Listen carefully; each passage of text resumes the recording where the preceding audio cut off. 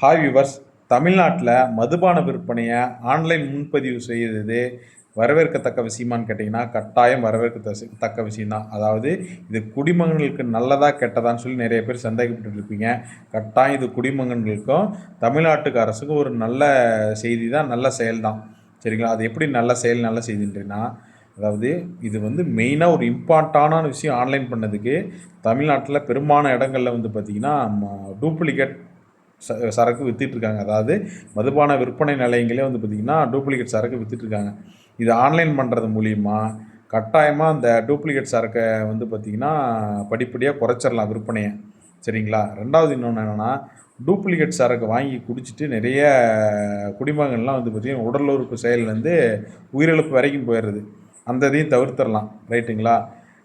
இப்போ கூட சமீபத்தில் ஒரு 2 கம்பெனி 3 கம்பெனி மது பாட்டில் கம்பெனியை தற்காலிகமாக தடை வச்சுருக்காங்க. ஏன்னு கேட்டிங்கன்னா, அதில் தரக்கட்டுப்பாடு கம்மியாக இருக்குது, தரக்குறைவாக இருக்குது அப்படின்னு சொல்லி இந்த 3 மதுபான பாட்டிலுக்கும் வந்து பார்த்திங்கன்னா தற்காலிகமாக தடை வச்சுருக்காங்க.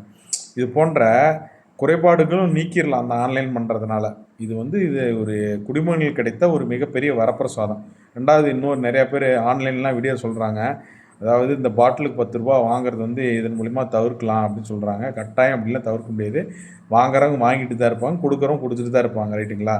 இப்போ இதோட இன்னொரு ஷாக் என்னென்னா, இப்போ வந்து சென்னை உயர்நீதிமன்றம் ஒரு திடீர் ஒரு ஜட்ஜ்மெண்ட் கொடுத்துருக்காங்க காவல்துறைக்கு, தமிழக காவல்துறைக்கு. அது என்னென்னா, விற்பனையாளர்கள் மது வாங்குபவர்களிடம் வந்து எக்ஸ்ட்ரா 10 ரூபா சார்ஜ் பண்ணால் நீங்கள் உடனடியாக எஃப்ஐஆர் பதிவு பண்ணி விற்பனையாளர்லாம் வந்து மேலே பதிவு பண்ணி அவங்கள வந்து அரெஸ்ட் பண்ணுங்க அப்படின்னு சொல்லி ஒரு உத்தரவை இன்றைக்கி வந்து பிறப்பிச்சிருக்காங்க. விற்பனையாளர்கள்லாம் வந்து பார்த்திங்கன்னா கடும் கலக்கத்தில் இருக்காங்க. ரைட்டுங்களா? இதனால் வந்து தமிழ்நாட்டுக்கு நல்லது தான்.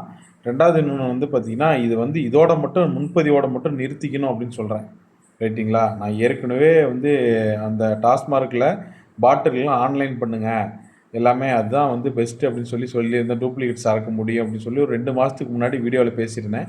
இது இப்போ வந்து அமல்படுத்தியது ஒரு வரவேற்கத்தக்க விஷயம்தான். சரிங்களா?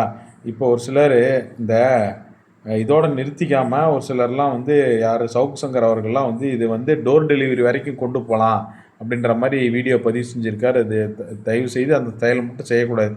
ஏன்னு கேட்டிங்கன்னா, இப்போ டோர் டெலிவரி ஒரு மதுவை டோர் டெலிவரி செய்யும்போது வீட்டில் வந்து பேரண்ட் இல்லாதப்போ கூட அந்த பசங்கள்லாம் வாங்கி அதிகமாக குடிக்க வாய்ப்பு இருக்குது, குடிக்க அடிமையாக வாய்ப்பு இருக்குது. அதே சமயம் பெண்கள்லாம் அதிக குடிக்க அடிமையாக வாய்ப்பு இருக்குது. அதனால் வந்து தமிழ்நாட்டுக்கு பொருளாதார வீழ்ச்சி ஏற்படும். இளைஞர்கள் வந்து முடங்கினாவே பொருளாதார வீழ்ச்சி கட்டாயமாக வந்துடும்.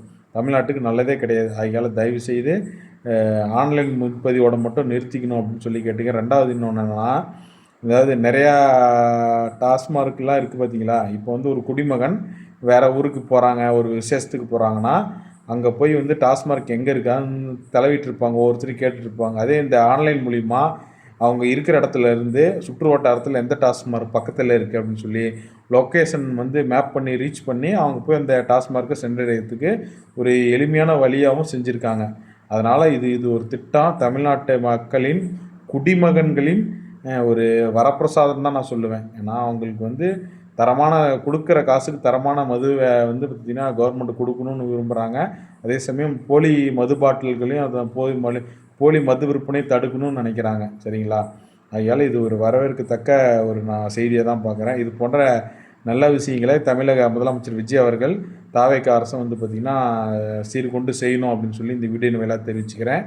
மீண்டும் அடுத்த வீடியோவில் சந்திப்போம். அது வரைக்கும் டாட்டா, பாய் பாய், நன்றி.